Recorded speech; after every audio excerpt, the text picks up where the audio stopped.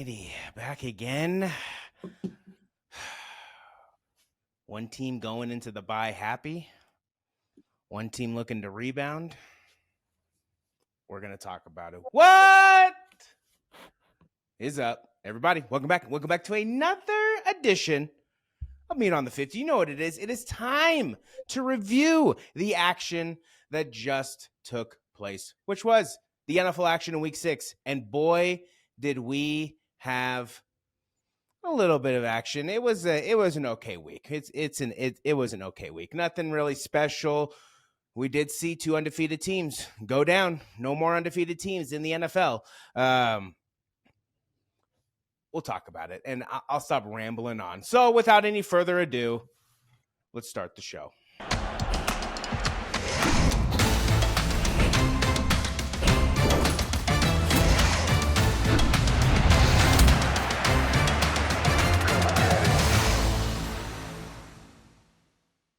Welcome back. Welcome back to another edition of Meet on the 50. You know what it is. It is time to review the action that was NFL Week 6. And man, oh man, we saw some things happen. We saw one team head into the bye, very happy, reset their season.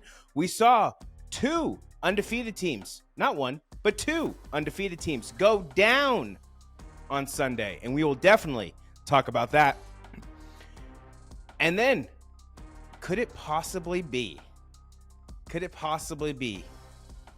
a certain city in the certain north central, I guess you could say, north, a little east, I guess you could say, a little city in Michigan?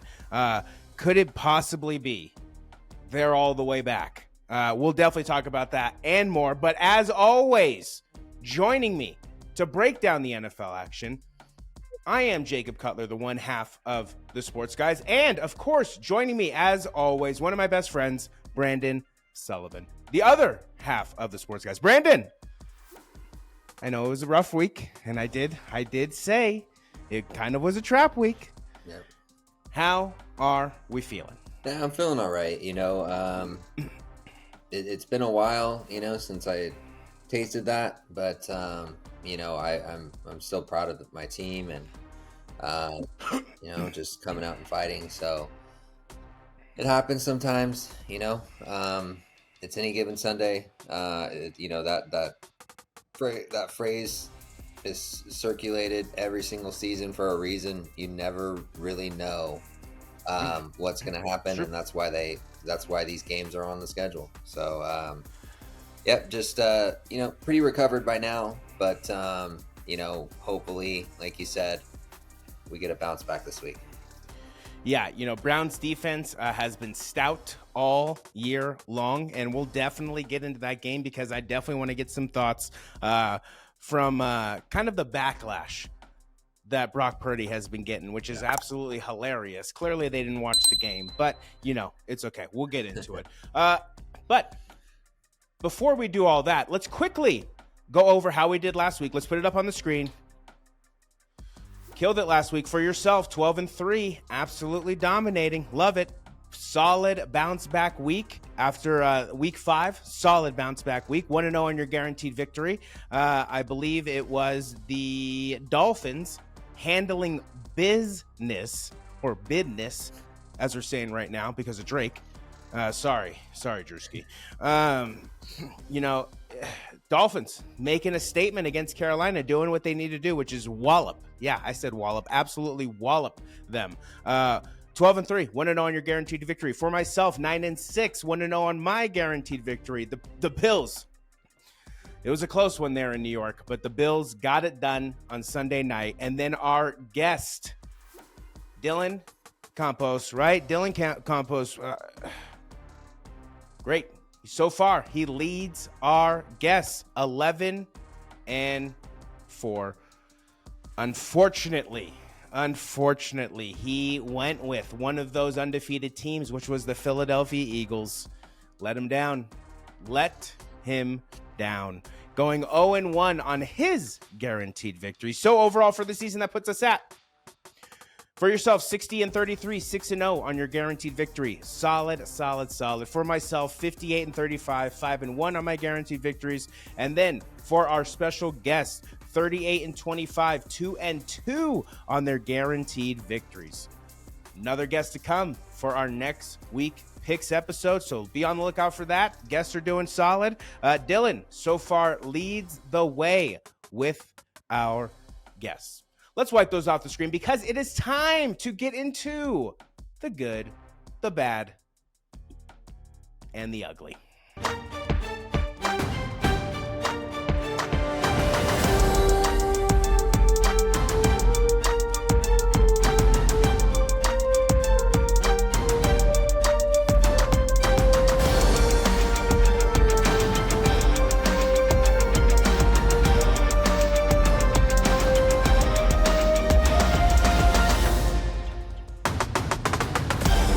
Alrighty, my friend. Here we are for another segment of the good, the bad, and the ugly. We'll start with the good. What good did you see coming from out of week 6? What good? Hit me with it. Yeah, I mean, you kind of, you kind of highlighted it in the intro. Detroit looking really good. I know that you and I have talked about going out there several times, just randomly. I mean, just check out this strange city out there, this with abandoned buildings and all kinds of crime and just not a lot going on. But it was revitalized by Dan Gilbert, and I think that they've built that city up a little bit better now, and I think that. They're coming around a little bit, the Lions. So, give them credit, a dominant performance against Tampa Bay on the road. And they're just looking really good, and they're looking like one of the best teams in the NFC. So credit to Dan Campbell and, sticking with the, trusting the process and sticking with their guns and, just Jared Goff playing well. We never knew that.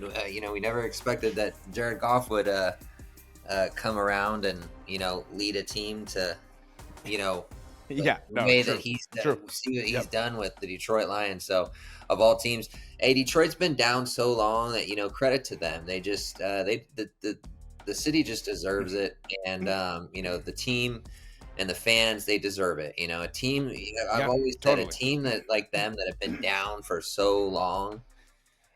Credit to them. And then Houston Texans. You having to drop Houston, the dumpster Texans. Fire. I mean, it's no longer existent.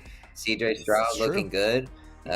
We all picked them, I think, and they came through. We did, and they're credit to it didn't look too good. I think I kind of jumped the gun a little bit at the beginning of the season. Didn't look too good, but give credit to D'Amico Ryans. I mean, they're coming around. Totally. Houston. This could be a team that we could have something here. Totally. And so, and then, obviously, the last two I wanted to talk about were Miami just destroying Carolina. I mean, starting off 14-0, it didn't look good for them. I mean, I was like, oh, whatever. I knew that that was just a fluke, and Miami went on to outscore them 42-7 for the rest of the game. So just incredible. Tua is playing lights out. He's playing like the best quarterback in the league. He's playing like an MVP. And Tyreek Hill. Oh, Tyreek Tua and Tyreek Hill almost 1,000 yards receiving. Tyreek Hill, hang on. Quick question for you. Quick question for you. You know how much I love Derrick Henry. Right. Because he's just the unstoppable force. Yeah. Tyreek Hill, I think, replaced Derrick Henry as the best weapon in the NFL. Hey, you have a really good argument there. He's he's right there with Christian McCaffrey. And I think it's tough, man. I think that he's definitely the best receiver currently. There's always a new wide receiver one though. I mean, it was last year it was Justin Jefferson. The year before it was Cooper Kupp. I mean, it's just there's always a new one. Who is going to take the throne multiple years in a row? Who's going to pull a Randy? Who's going to pull a T.O.? Who's going to pull a Chad Johnson? Who's going to be the best receiver multiple years? And that's the question that I think we're all kind of looking for. I like And the it. last team, that I wanted to shout out was the Bengals. Huge defensive Go. performance for Cincinnati. Yeah, Just great big performance. stops in the red zone, and just team looks stout. Sacks, turnovers. Huge win against a pretty good Seattle team. So they needed that going into the bye, and you get Joey getting some rest, and it's the bye this weekend, right? Yeah, so And yeah, then they're you on the guys bye play now. us, and so needed that rest because it's going to be a dogfight against the 49ers. So uh, Cincinnati never really known for their defense, but damn did it show up on, and it won the game for you. It won the game Yeah, for you. totally. And yeah, I think that we had some pretty goods this week. Yeah, there were some good matchups. Totally, I definitely agree. I'll make sure I have this pulled up.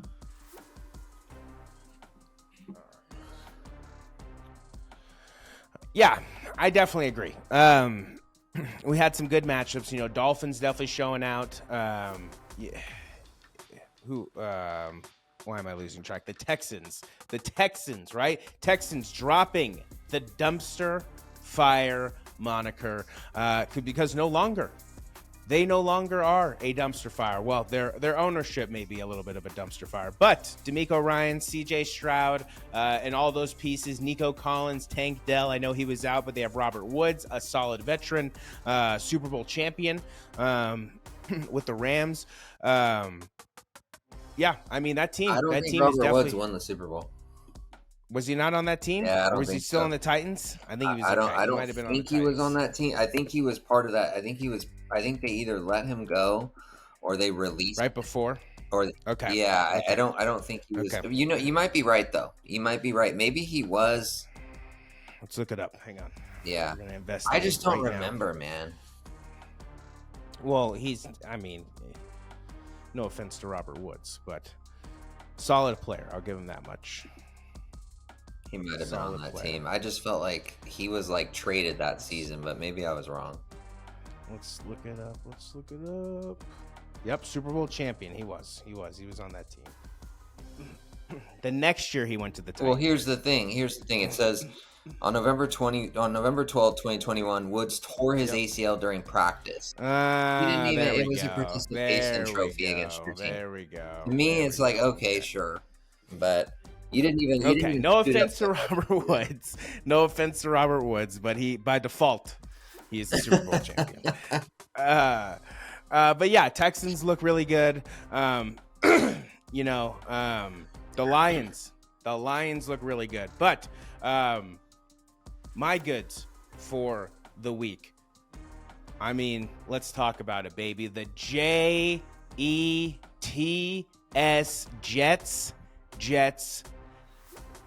baby. Z Willie is back, having solid, just playing very solid, cleaning up the turnovers. That defense is going to have to win them a lot of games, but being able to knock off the undefeated Philadelphia Eagles without Sauce Gardner and without a lot of their other defensive components, very impressive. Robert Saleh.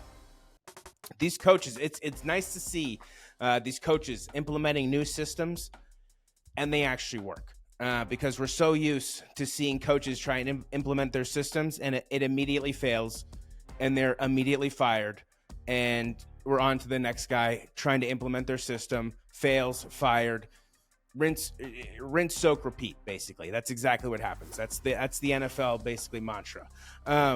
But it's nice to see guys like Dan Campbell, like Robert Saleh, like Mike McDaniel, even though he was only there since last year. But guys who are able to implement their systems, their programs, and you see success. D'Amico Ryan's even being there one season has already made a huge impact on that team. So, a coach who goes unsung and he's only damaged because his quarterback is not the best. Arthur Smith out of the Atlanta Falcons doing a solid coaching job with not working with much, in every game. They should have won that game. I think it was 20. What was it? 20. It was 24-16.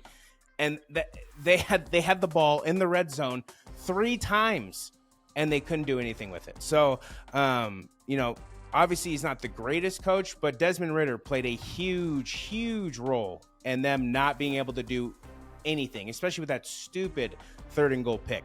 But my good is more focused on the coaches. But Arthur Smith looking good. Zach Taylor for the Bengals, right? And turning that franchise completely around. And then getting them back to 3-3 with Joey, with basically helping out. Doug Peterson heading to Jacksonville, implementing his system in there. So, my good is more tailored towards the coaches who've been able to settle, get their systems implemented, and they're actually seeing success, because some of these teams are definitely fun to watch. But yeah, the Bengals going finally getting back to 500, resetting the season, hitting the reset button. The panic button's over. Everybody can stop panicking.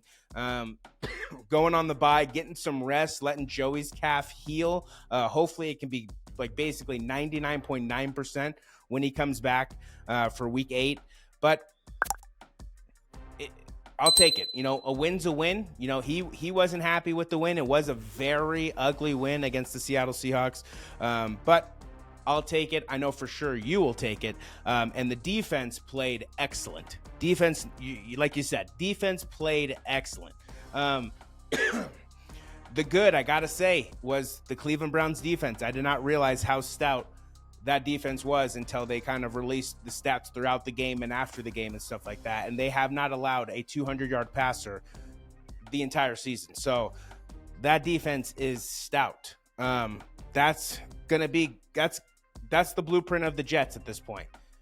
When you don't have a solid, solidified quarterback, your defense needs to be throwing haymakers. So Cleveland's defense is going to be very scary. Going to be an interesting player, I should say, throughout this season. Miami Dolphins we touched on. The Jags showing out there in the AFC South matchup. Raiders getting the job done against the god-awful Patriots. Like I said, the Jets. But, yeah, we're going to both shine on them. The Detroit Rollin' Motor City Lions, baby. The full turnaround. I mean, Detroit, you got something to be excited about. I expect every single home game for the rest of the season to most likely be a sellout. It's going to be crazy. The atmosphere is going to be bananas. And this is a team, oddly enough, that can make some noise, that I can easily see playing Philadelphia in the first round and upsetting them and shocking the world. Yep. Detroit has that type of talent, has that type of momentum, and they're ballers. They're straight dogs, right? They bite kneecaps and they keep coming for more, as Dan Campbell said. So, yeah, I mean, it's hard not to root for the Detroit Lions at this point. They are definitely, they're definitely rolling. I almost would want to put them number 2 in the NFC at this point, just because the Eagles' wins have been very ugly, very shaky, and very inconsistent. They've been having to fight for these wins. The Detroit Lions, when they win, they make statements. They win. They score points. All the radio talk is they have a future defensive player of the year in Aiden Hutchinson, and I definitely believe it. Aiden Hutchinson is a gamer, absolute baller. Dude can absolutely rush the passer. So the Detroit Rollin' Motor City Lions, very, very, very impressive. The bad, give it to me. Yeah, hold on. Sirens. Oh, you're good. Just want to be able to focus. Let's hope that person's okay. It's always like once or twice a day. It's fucking irritating. And then it's gone. Like, that's it. You just, the fucking sirens, dude. It's the worst. Yeah, whatever happens, I hope it's all right. So yeah, I mean, getting into the bad, you had touched on it, but New England just not looking good. I think this is the first time we witnessed. But Belichick, you gotta go, man. I'm just saying, at this point, like, you don't have anything more to prove. It's just like, is it Bill or Mac? I think it's both. But it's like I'm just saying. I just saying I'm tired. I don't like Bill Belichick. I never have. I just don't like him. I just think he's a prick. He just comes off as a prick, and I'm tired of seeing him. And here's my thing: Tom Brady made you, bro. That is how I feel. Tom Brady made you. You assembled good defenses, but what happens when you don't have Tom Brady? I haven't seen anything since Tom Brady left. Just saying. True. Just saying. Tom Brady, to me, made Josh McDaniels too. So it's like Tom Brady is looking better and better as every week goes on and as every season goes on. What he was able to do. Dude is by far the greatest quarterback of all time. That's a discussion for another time. But the New England Patriots, just looking bad. Just looking bad. I mean, the reason why I didn't say they're not looking, it's not ugly is because, they kept it relatively close. It was a good game. But it's like, I think they're 1-4, 1-5. They're just not looking good at all. And it's kind of concerning. Obviously the bad Niners, not a lot going on offense, some injuries, and Jake Moody missing, a 41-yard kick to seal the game. Very unfortunate. I know Brock Purdy did everything that he could at the end of the game. You were texting me. He was manufacturing a drive. Something just didn't feel right about that game. Something didn't feel right at the end. When I saw that Jake was going to take the kick, Jake Moody was going to take the kick, I was like, I don't think this is going to go in. I just think there's a lot of pressure right now. You're on the road. You're in the elements. It's been a dogfight. You're 5-0. Yeah. You haven't missed a kick yet. That's going to happen at some point. It just seemed like the perfect storm. So, unfortunately, just a bad performance all around for the 49ers. They got to regroup, but it was a dogfight. I will say that. But to lose to PJ Walker, you gotta try to win. You gotta win that game. That hurts. And then obviously Denver. Going back to the beginning, just an awful, just a bad team. I'm not gonna say ugly, just because this is something that we're kind of accustomed to at this point. Like they tried to be competitive in the fourth quarter. I guess they cut it to one score. They went for two and got it, but just not good. And then Buffalo's performance to me, just a bad performance. Just you almost lost to Tyrod Taylor. Even though it was a win, I'm still gonna say bad because Tyrod Taylor was. I don't know what the hell they were thinking on that last play. The Giants. I was hoping that the Giants would win. To be honest with you, I don't usually root for the Giants, but it was kind of cool to see them just compete with the Bills when everybody counted them out in Buffalo. So, those were, the only bads that I had this week. But, I back to that New York Giants Buffalo game, so close. Yeah, the bads I have for this week, Desmond Ritter's performance in the second half for the Atlanta Falcons was terrible. Was not good at all. Blew multiple chances for them to win the game. That was not good at all. The Saints, no offense to the Texans, but the Saints getting 13 points against the Houston Texans, that's bad. That's bad. Yeah. That's not good at all. The New England Patriots, we talked about it. Yeah, Mac Jones has got to go. Mac Jones has got to go. Philadelphia losing to the Jets. Bad. The Niners losing to the Browns, I'm kind of neutral on it. I don't really feel like it's bad, simply because it's hilarious to see people react to Brock Purdy's first ever loss in the NFL in the regular season. Oh, he's getting killed. He's getting absolutely killed. They said the real Brock Purdy has been exposed. I've seen it all. He's getting absolutely annihilated. Yeah, and I guess they didn't watch the game because the guy manufactured a drive at the end of the game to get them within field goal range, a very makeable field goal range. 41 yards is a very makeable field goal in the NFL. I'm sorry. 45 yards? Okay. All right, now we're talking. But anything 45 and under, you need to make. You need to make and drill it. I don't know. I don't know where all this hate's coming from, because he didn't have two weapons, and he was able to lead his team into field goal range. But did Brock Purdy kick the field goal? No, he didn't. So I'm not really understanding what's happening. So clearly they didn't watch the game. Clearly they don't know what they're talking about. But yeah, good for Cleveland. Well, not good for Cleveland. Forget Cleveland. I need them to lose. And I was upset that they couldn't get that job done, because I helped your team out. You guys couldn't help me out. It's messed up. Well, we tried. We tried. You did. You know, guy with your first name, man. Yeah. We'll see what happens with Deebo Samuel and Christian McCaffrey this coming week. Trent Williams too. That was another key piece. George Kittle, lack of involvement, also definitely a major piece to that game. So yeah, there was just a lot of things that needed to be cleaned up. He did a lot of blocking, though. I mean, when you're sending that many people to pass rush, I'm just saying you're taking that tight end essentially out of the mix. Definitely. But I get what you're saying. I get your point too. Yeah. You need to get him a little bit more involved. You got to get more involved, especially at the end of the game. So 49ers will bounce back. They will bounce back. This is not even like everything. No, they will bounce back, and they will be completely fine. Not really too worried about that. Also bad I saw. The Bills, interesting. I wouldn't have thought that it was bad, but yeah, I guess the performance against the Giants, how it was very ugly, a late score kind of solidified that game. So,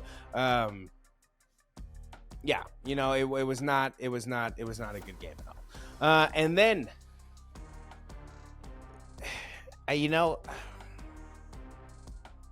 the Cowboys, it wasn't that. I thought that was not a good performance. People Parsons flapping his gums again. It's like, dude, he got one sack. Bro, have you even won a playoff game? Like, I mean, I guess you beat Tampa Bay last year when Tom Brady was on life support. But I'm just saying, like, literally, like, have you done any? Like, dude, I'm just saying, like, shut up. You just got blown out last week, 42-10, and then you beat the shorthanded Chargers, and you had home field advantage, and you think that we won by a field goal and we're world beaters. Like, now it's like that. I'm starting to get to the point where I can't stand him. He's flapping his gums too much. Yeah, I just wasn't impressed. I wasn't impressed by the Cowboys' performance. I wasn't impressed by the Chargers' performance. I know they were coming out saying that Justin Herbert is a bona fide Hall of Fame quarterback. He makes a lot of stupid mistakes sometimes. I've seen. I've seen. I like him a lot, but do you agree? Yep.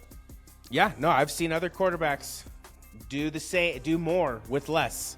Yeah. Than he's able to do with what he's got. He's a hell of a quarterback, Jake, but he is. I think it's coaching. I don't know what it is, but it's like, I feel like if he was on the Niners, we would be unstoppable. Or like if he was on a different team, you know what I'm saying? Like, I just feel like Brandon Staley is a terrible. That's what I'm saying. It's like, dude, you literally have the worst coach. If he didn't have Brandon Staley, let's say he had Kyle Shanahan. Yeah. No, I agree. Yeah, Brandon Staley is not. Yeah, so that's that is a problem, definitely. But yeah, not impressed by Sunday night. And then the ugly. Did you see any ugly? Did we have any ugly? What ugly did you see? I thought Jalen Hurts' performance was ugly. I really thought that Jalen Hurts, 3 picks, just struggled the whole game. This guy is supposed to be the MVP. He's supposed to be the end all be all. It's funny that people are slandering Brock Purdy more than they're slandering Jalen Hurts. Oh, you literally, Brock Purdy, he struggled. Yeah, true. Let's not take that away. He struggled. He didn't throw 3 picks though. He didn't make 3. True. He didn't give the ball to the other team 3 times. When that ball slipped out of his hands, he quickly got back onto it. So there were some mistakes in that game, but we were still in it. We were still in it. Jalen Hurts threw a key interception to essentially seal the deal for the Jets. So that was an ugly that I had. The Panthers scoring 14 points and then getting lit up 42-7. Very ugly to me. I can't. frame that any other way. Arizona No, looked I agree. ugly, at LA. Yeah, They look pretty ugly. yeah. I mean, 9 points. They're really struggling. I wouldn't be surprised if they got the number one pick at this point. I just, yeah, no, they're not. Yeah, Oh, you know what? Yeah. just very, Arizona looking ugly, and Yep. I mean, there wasn't a lot of ugly. So, I mean, those three to me were the ones that kind of stood out to the most. I mean, Tampa Bay only putting up 6 points. That's pretty ugly too. So, not a lot of ugly, more bad this week, I feel like, in anything. Yeah. Well, I have one ugly because I completely agree with all of your ugly. I want to add to that, and I want to add the Tennessee Titans performance. You traveled to a completely different country to pull your starting quarterback. What was it? I think it was like a quarter, maybe 2 quarters into the game. Yeah. Like what are we doing? What are we doing? What did he show you in practice that is making you that's what I forget who said it, but that's what they brought up about Mac Jones. Mac Jones on Sundays looks horrible. He's looked horrible. He's looked terrible. But he must be doing something in practice that shows that he gives them the best chance to win, which is it's crazy. It was Tony Romo. Tony Romo said it. Yeah, which it kind of goes for the same thing with the Tennessee Titans. It's like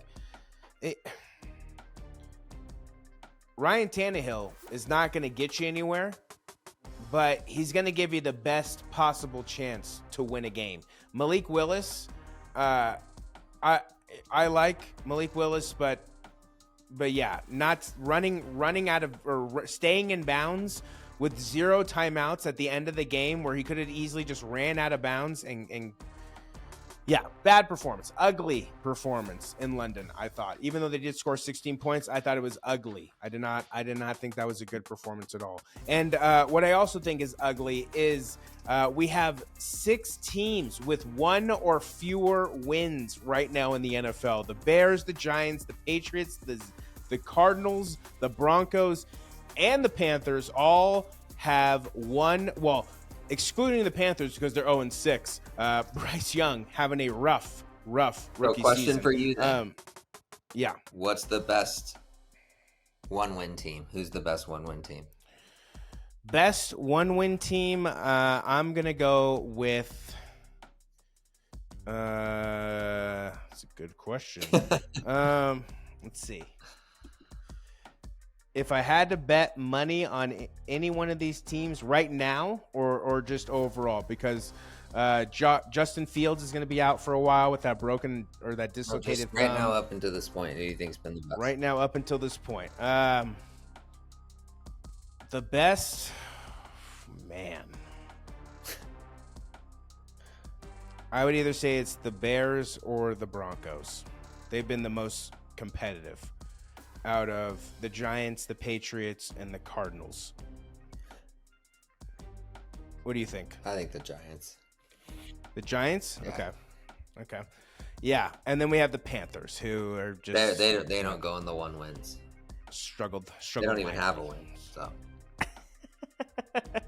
horrible picking Bryce Young. You fell for the Alabama quarterback again. What people aren't going to understand is it's only going to work with Tua. And will it work with Tua? We don't know because he's injury prone.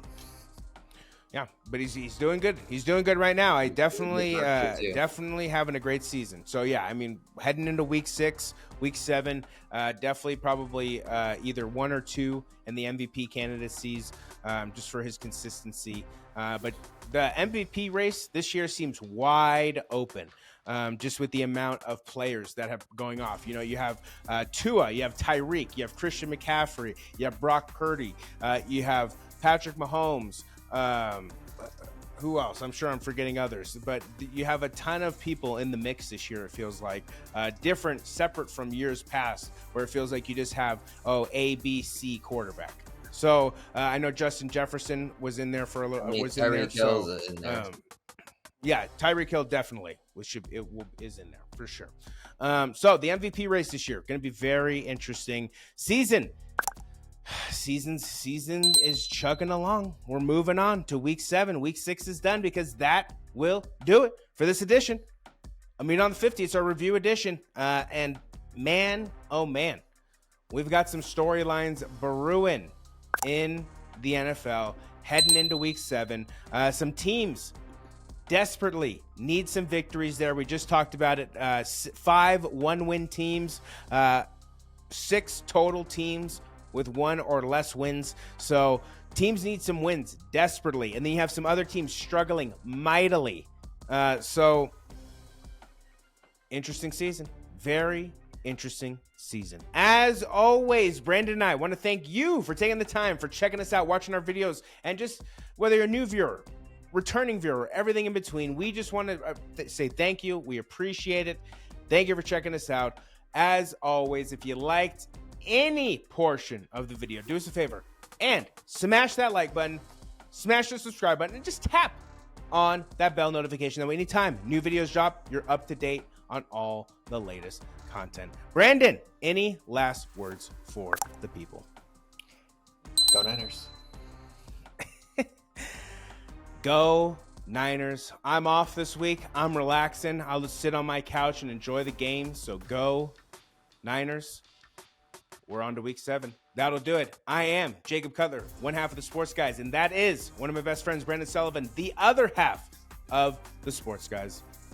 And until our week 7 picks episode, Brandon and Jake, we're out.